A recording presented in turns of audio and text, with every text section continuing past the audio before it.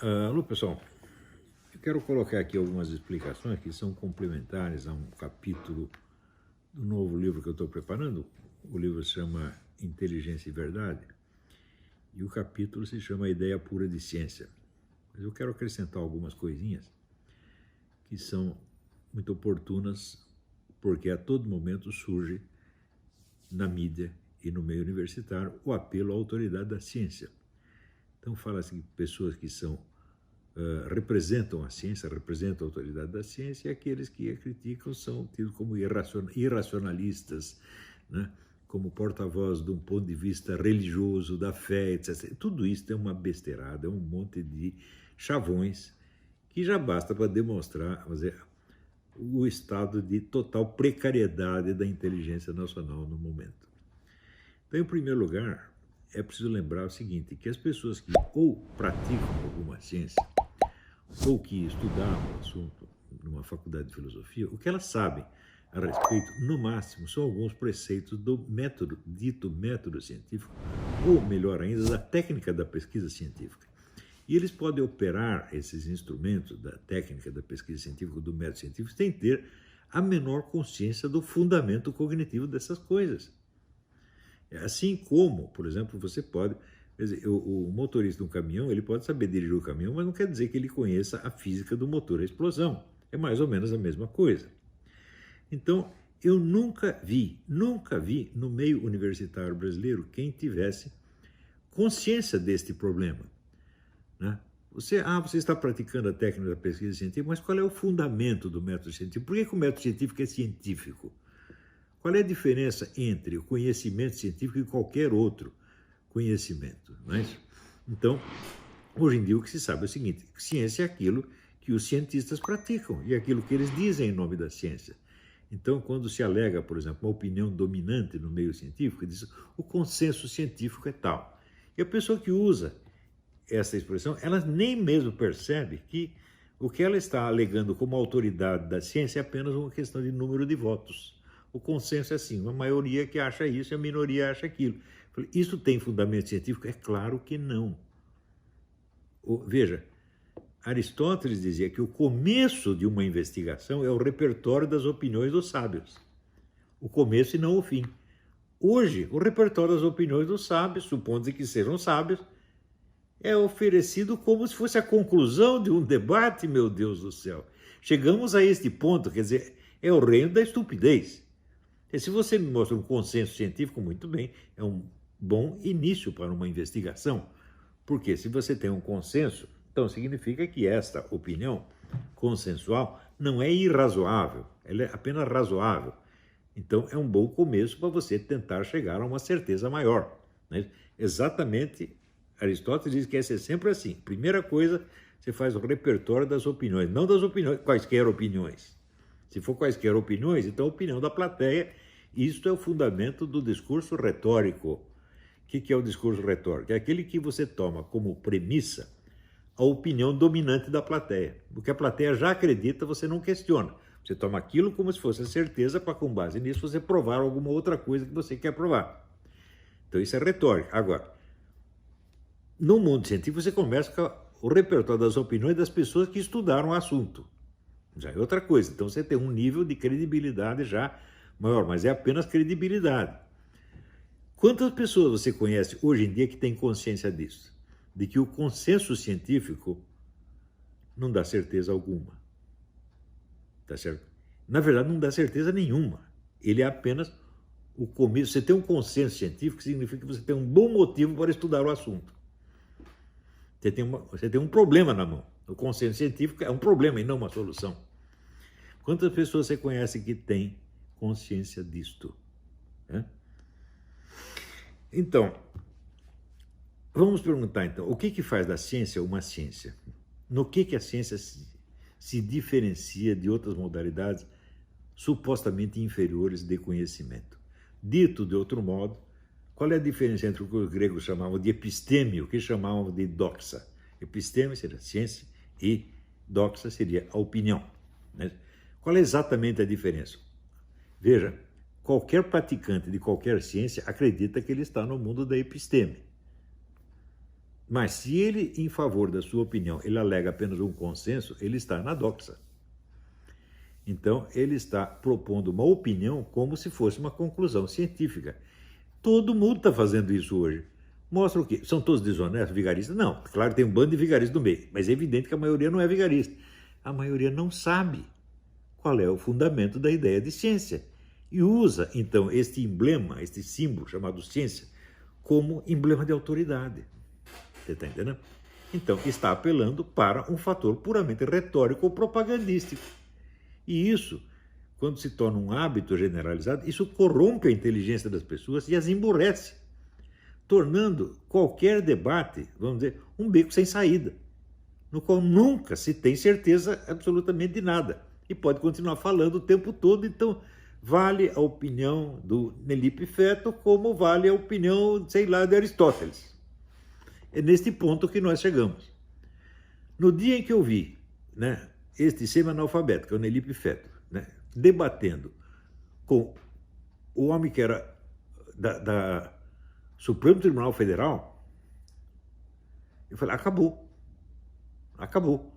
Porque supõe-se, uma das condições para pertencer ao Supremo Tribunal Federal, não nem para ser presidente dele, mas para pertencer, é o elevado saber jurídico. Então, o elevado saber jurídico pode dialogar de igual para igual com nenhum saber jurídico. Que saber jurídico tem o Nelipe Feto? Zero. Né? Então, o supremo saber jurídico vale o mesmo que nenhum saber jurídico. Chegamos nesse ponto. Não é isso?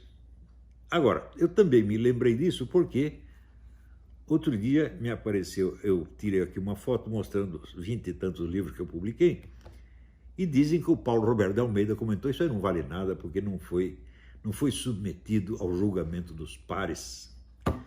O julgamento dos pares é isso que eu estou falando. É o julgamento de uma cambada de pessoas que talvez saiba operar um pouco da técnica da pesquisa científica. Talvez. Mas não tem a menor ideia do fundamento cognitivo disto. Então, é o chofer do caminhão opinando sobre a física do motor e a explosão. Exatamente isto. A minha experiência com o julgamento dos pares, a única que eu tive, foi de modo a me fazer desistir disso para sempre. Eu nunca submeti a minha opinião, nada do que eu escrevi, ao julgamento da classe universitária. Nunca fiz isto, certo? Porque eu conheço a classe universitária. Mas uma vez, por iniciativa de um aluno meu, uma apostila minha foi submetida à Sociedade Brasileira para o Progresso da Ciência para publicação na sua revista Ciência Hoje. Ou seja, não é julgamento de qualquer par, julgamento de alguém que representava a maior sociedade científica do Brasil, a mais importante, a mais autorizada. E vocês viram o que deu. Está lá no pós-fácil, no apêndice do meu livro sobre Aristóteles. Né? Aquele exame feito por uma comissão de alto nível, né? Onde se via a total ignorância do assunto. Vocês leiam lá, não vou me repetir aqui. Tá certo? Então, se eu já não tinha grande respeito por essa gente, aí eu perdi definitivamente. Também é muito fácil, né, o sujeito baseado, vamos dizer, na aparência de profissional universitário, ele posar de superior. Eu digo, mas peraí, vamos ver se existe a superioridade mesmo? O professor diz, não, eu sou um profissional qualificado, e esse sujeito aí é apenas um autodidata. Em primeiro lugar, autodidata coisíssima nenhuma.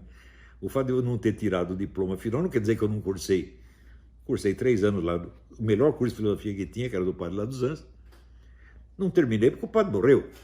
E no dia seguinte, tinha lá o idiota da Teologia da Libertação explicando o Evangelho segundo Nietzsche. Eu não quero saber o Evangelho segundo Nietzsche, porque, como eu já disse outro dia, eu considero o Nietzsche leitura para adolescentes. Então, a opinião de Nietzsche sobre o Evangelho, para mim, não quer dizer nada.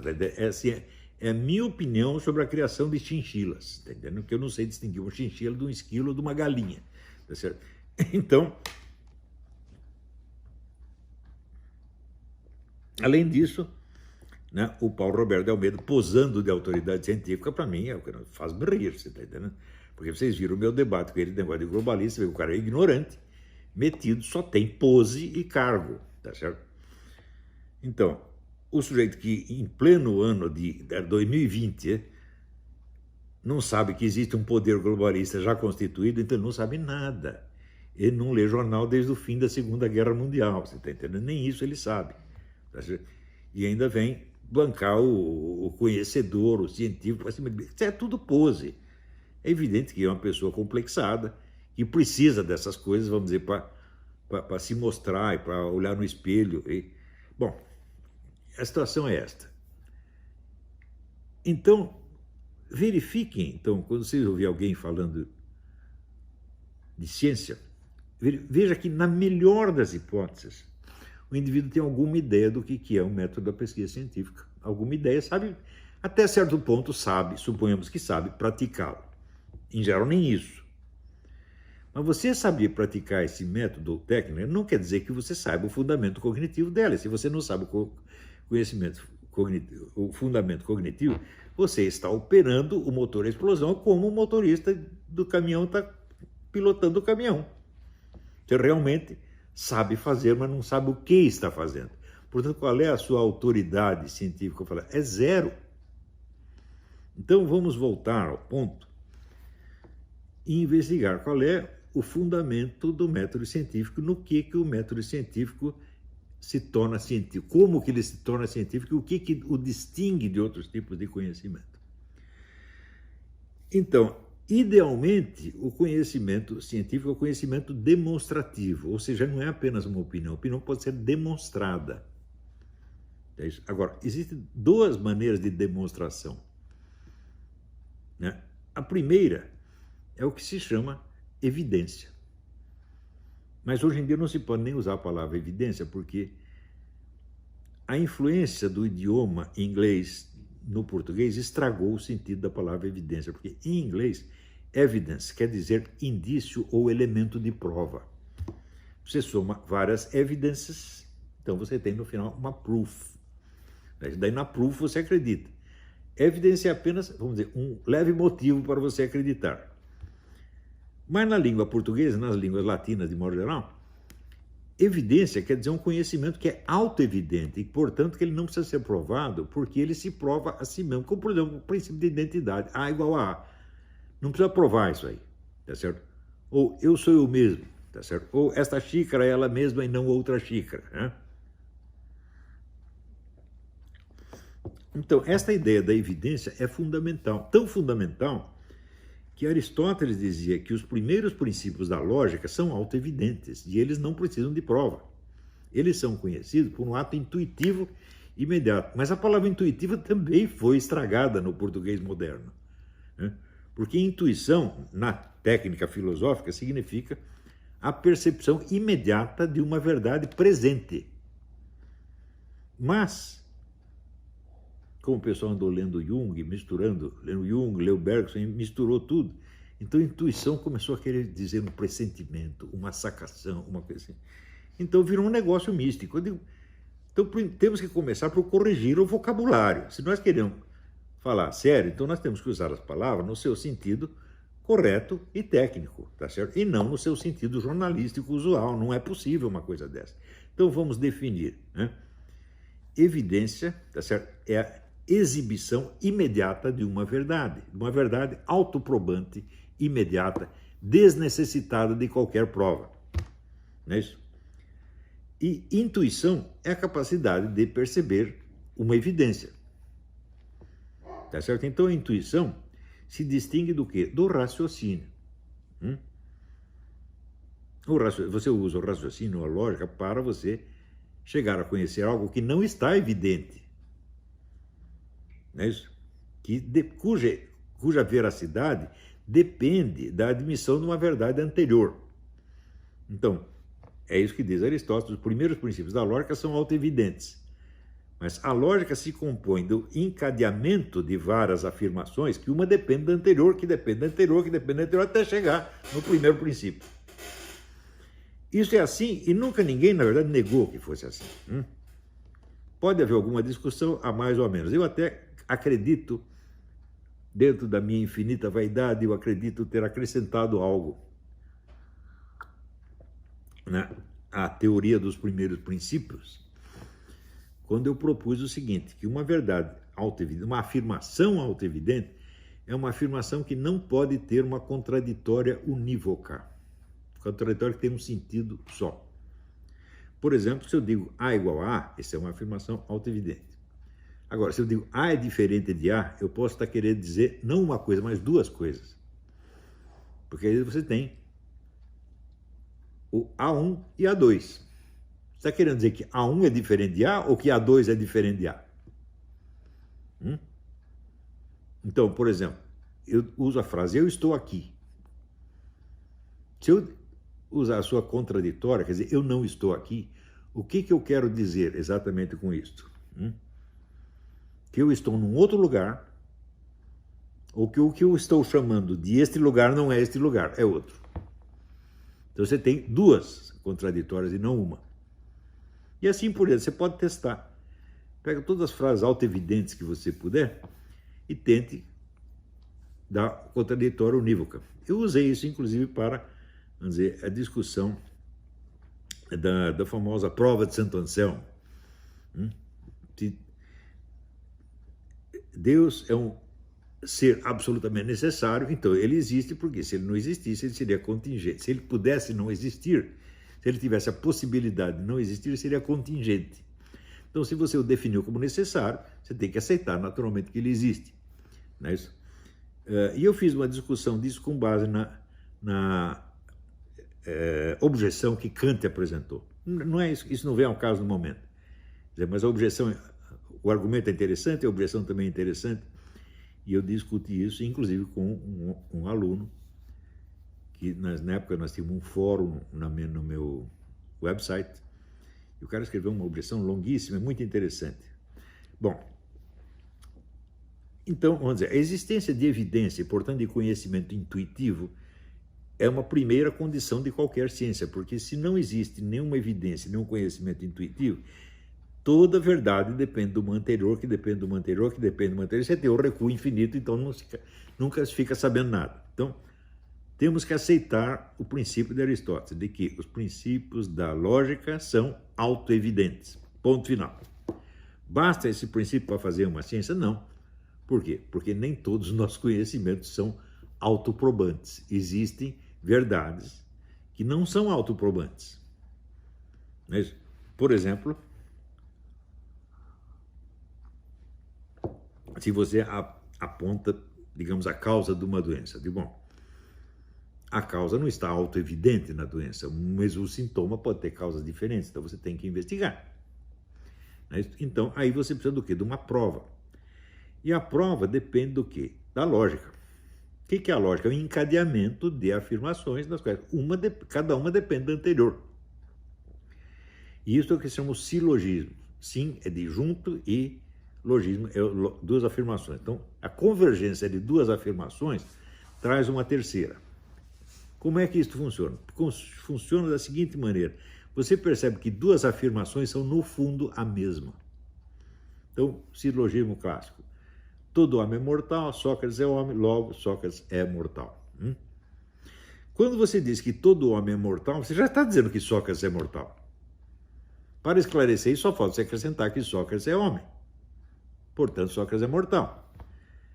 Então, a prova depende, o funcionamento do mecanismo lógico de prova depende de você ser capaz de perceber a identidade de duas proposições, a identidade de duas afirmações. Este é o nexo, né? Você criou um nexo entre uma premissa, uma primeira afirmação e a sua conclusão. Esse nexo é dado o quê? Através da identidade de duas proposições ou afirmações. Ora, como é que você percebe esse nexo? Ou esse nexo é autoevidente e você o percebe imediatamente por intuição, ou então você precisa de um terceiro, de uma outra afirmação, que depende de outra, que depende de outra, daí você tem o recuo infinito e pronto, você não prova nada. Então, primeira condição do conhecimento científico, a evidência e, portanto, a intuição. Segunda condição, a possibilidade da prova, ou seja, a lógica, através do nexo entre uma afirmação e outras afirmações. Terceira condição, a evidência do nexo. O nexo tem que ser autoevidente. Ele não pode ser um nexo lógico. Deu para entender? Então, essas são as condições fundamentais de todo. Se isso não existisse, não seria possível nenhum conhecimento científico. Tudo estaria no reino da opinião e da arbitrariedade. Então, isto aqui basta para fundamentar um conhecimento científico? De jeito nenhum. Por quê? Para haver uma ciência, não basta que exista evidência em geral e intuição em geral. É preciso que alguém tenha evidência e tenha intuição. E é preciso que duas pessoas, olhando o mesmo objeto, captem a mesma evidência. Então, esta quarta condição do conhecimento científico chama repetibilidade do ato intuitivo. Esta talvez seja a maior dificuldade do método científico. É preciso você assegurar que duas pessoas que estão olhando o mesmo objeto estão vendo a mesma coisa. Às vezes, na distância do outro lado do mundo, ou com diferença de séculos, ou de milênios. Se não houvesse a possibilidade de você mesmo repetir o ato intuitivo, nem você sozinho conseguiria provar alguma coisa para você mesmo. Então, é necessário que haja essa repetibilidade do ato intuitivo, é básico para a existência de ciência. Você já ouviu alguém falar disso? Já ouviu algum Paulo Roberto de Almeida explicar isso para vocês? Então eu falo, olha, você me prova a existência de ciência sem a repetibilidade do ato intuitivo. Está entendendo? A repetibilidade do ato intuitivo é necessária, inclusive quando você está usando instrumentos de observação que supostamente são mais exatos do que o olho humano, ou o ouvido humano. Por quê? Porque alguém vai ter que olhar na tela e ver o resultado. E comprovar que ele está vendo a mesma coisa que o outro observador também. Percebeu? Então, quando você faz um exame, aqui seu exame de sangue, né? Tem que assegurar que você, o que está vendo no papel, é a mesma coisa que o sujeito está vendo ali. E você sabe que existem diferenças nisso aí. Eu me lembro que uma vez um sujeito muito gentil me ofereceu para fazer um exame geral, um check-up. Eu fiz o check-up e deu que ele estava com um problema cardíaco gravíssimo. Saí dali correndo, fui para o hospital. Um médico examinou, fez uma cara meio de dúvida, chamou outro médico, fizeram uma junta médica. Eles olharam e falaram, aqui não tem nada. Quer dizer, um viu uma coisa e o outro viu outra igual, outra diferente. Isso pode acontecer a qualquer momento, não é isso? Então, mais ainda, existe um livro, um autor chamado Theodore Porter, que ele lembra a seguinte coisa, que é bastante óbvia, aliás. Para você operar um instrumento científico, é preciso que alguém ensine você a operar. E o ensino da operação do método científico depende de uma comunicação entre duas pessoas, o instrutor e o aluno. E essa comunicação não é científica, ela depende assim, um gesto que o sujeito fez, um olhar, a direção do olhar, uma entonação, depende de um monte de fatores inteiramente subjetivos. Tem que haver um acordo entre duas subjetividades para que uma ensine a outra a operação da máquina, do instrumento científico. Então você percebe que a repetibilidade do ato científico não é fácil de obter. Estão entendendo? Se fosse fácil, não haveria divergência, não haveria discussões científicas, pô. Então, é preciso assegurar, vamos dizer, num corpo, na corporação de estudiosos, é necessário assegurar que todos estão tendo a mesma intuição do mesmo objeto. E isto não é fácil. Já foi feito em congressos de psicologia o seguinte experimento. Você está lá discutindo psicologia, de repente entra um sujeito e dá 3 tapas no outro. Daí você pede para os psicólogos descreverem o que aconteceu. Cada um descreve de um jeito. Então você vê que a repetibilidade do ato intuitivo não é fácil de obter, mesmo entre cientistas treinados. Quantas pessoas você já viu ensinarem ciência com a consciência destes problemas? Nunca se fala disto. Por exemplo, eu comecei a ter a minha atenção atraída por esses problemas quando eu li um dos grandes livros do século XX, que é A Crise das Ciências Europeias, de Edmund Husserl. Foi ali que eu peguei a inspiração para fazer esta breve descrição da ideia de ciência. Esta ideia está por baixo de todos os métodos e procedimentos técnicos usados em ciência.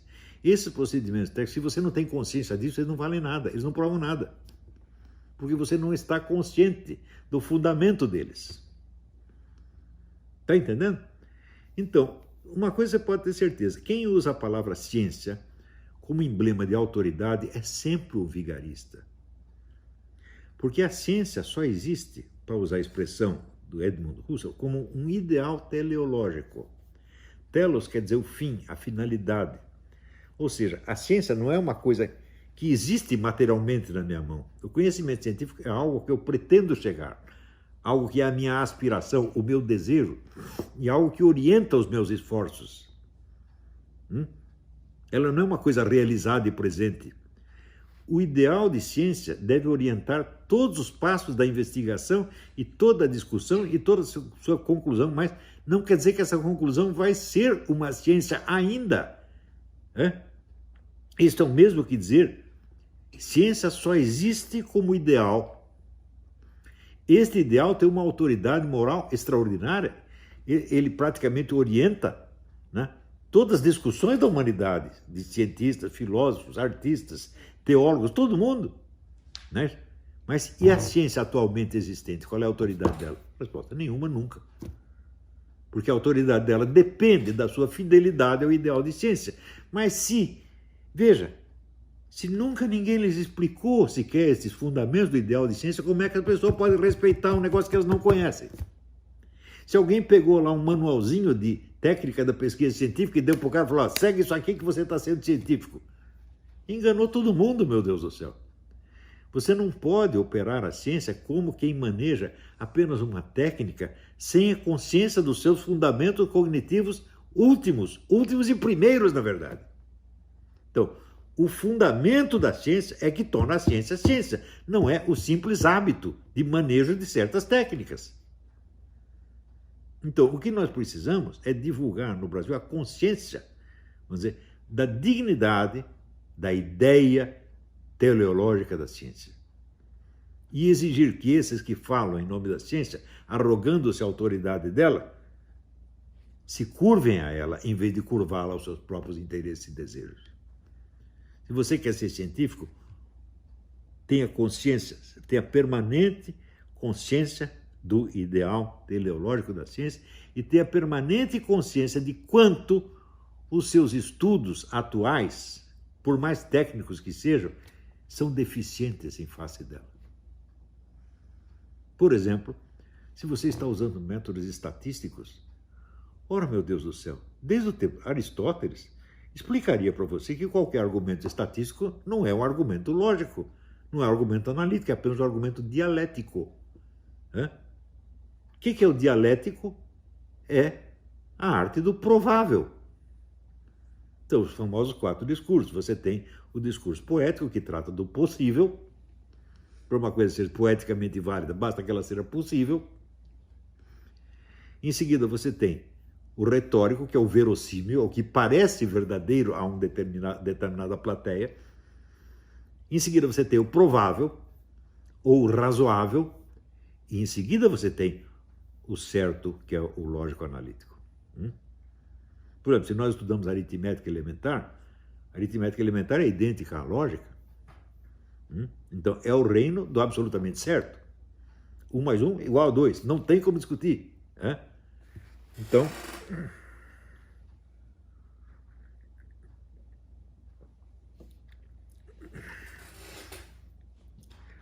mas hoje,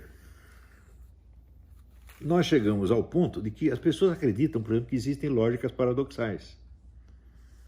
Existem lógicas paradoxais, só que elas se baseiam na mesma lógica analítica de sempre. A lógica paradoxal é um tipo de discurso, não é uma lógica, isso é importante. Eu, por exemplo, posso criar todo um raciocínio baseado na premissa de que 1 igual a 2. Eu posso fazer um discurso inteiro, posso fazer um tratado inteiro de lógica baseado nisso. Mas por que eu posso fazer isso? Porque eu sei que 1 é 1 e 2 é 2. Ou seja, a minha lógica paradoxal se baseia na mesma lógica analítica do tempo de Aristóteles. Ela não é base dela mesma, porque senão você seria incapaz de identificá-la como paradoxal. Se você sabe que ela é uma lógica paradoxal, é porque você conhece a outra lógica, a lógica fundamental. Não é isso? Então, você conhece a aritmética elementar, e você sabe que a aritmética elementar, 1 é 1, 2 é 2, e 1 mais 1 igual a 2. Agora, se você quiser criar uma construção baseada na ideia de que 1 mais 1 é igual a 3, e tirar todas as consequências daí, você pode fazer isso. Mas por que você pode? Porque você sabe que 1 é 1, 2 é 2, e 1 mais 1 é igual a 2. Senão você não poderia fazer. Então, por isso que eu digo, a expressão lógica paradoxal, ela em si é um erro. Existem construções lógicas paradoxais, não lógicas paradoxais. Existe o uso paradoxal da lógica? Claro que existe. Não é isso? Assim como existe, por exemplo, o teatro do absurdo. Não é isso?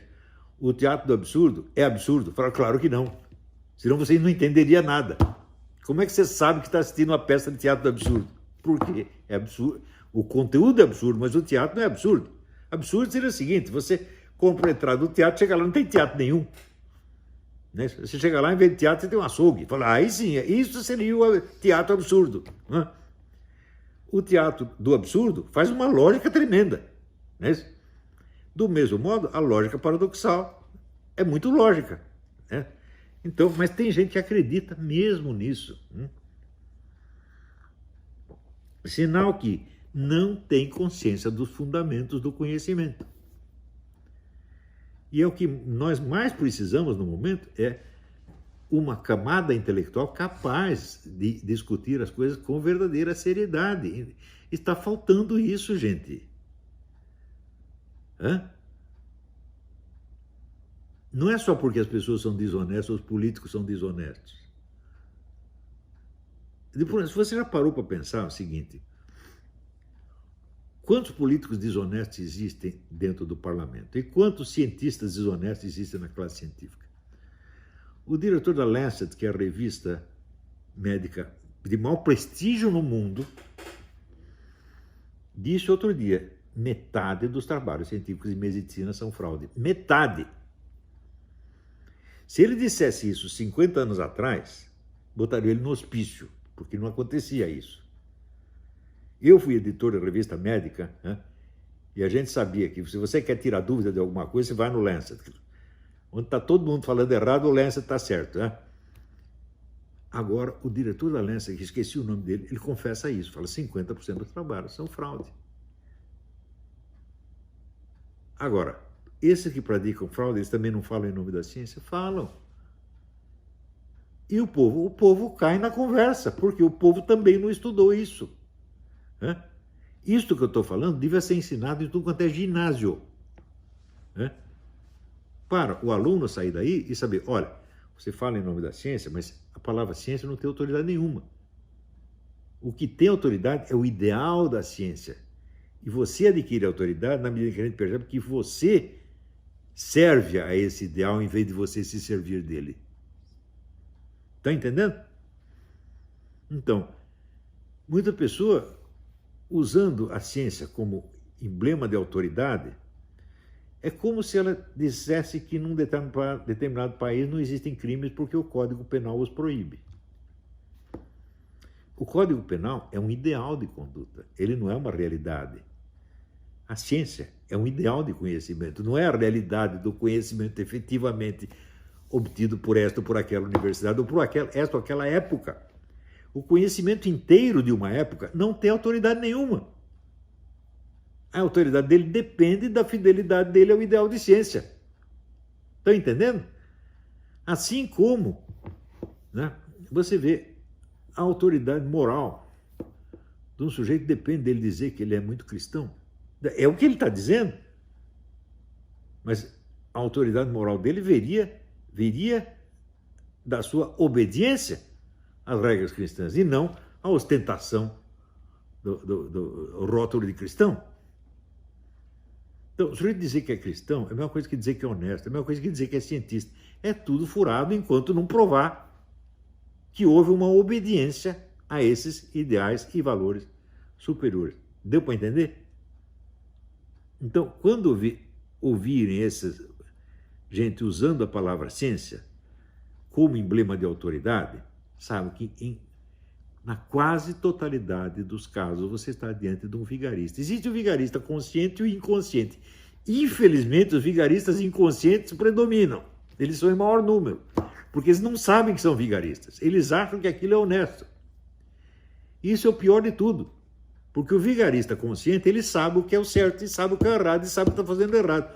O outro não. O outro corrompeu a própria ideia de honestidade. E esse não pode acertar nunca. Deu para entender? Então, é por aí. Espero que isso tenha ajudado.